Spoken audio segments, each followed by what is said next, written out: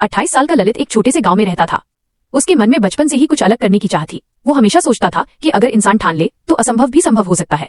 एक दिन उसने फैसला किया वो बांस के डंडों से हेलीकॉप्टर बनाएगा। गांव वालों ने जब यह सुना तो हंसने लगे। बांस से हेलीकॉप्टर, ये तो नामुमकिन है।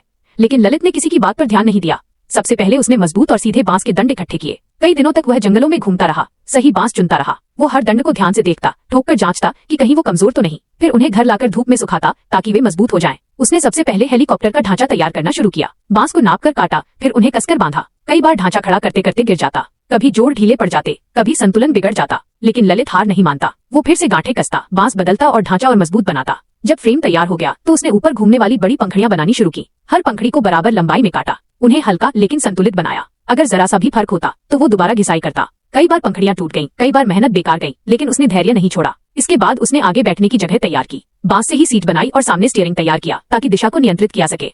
स्टीयरिंग बनाना आसान नहीं था। उसे इस तरह बनाना था कि वह घूम भी सके और मजबूत भी रहे। उसने कई दिन सिर्फ उसी पर लगा दिए। फिर उसने दोनों तरफ बांस के डंडों से गेट बनाए।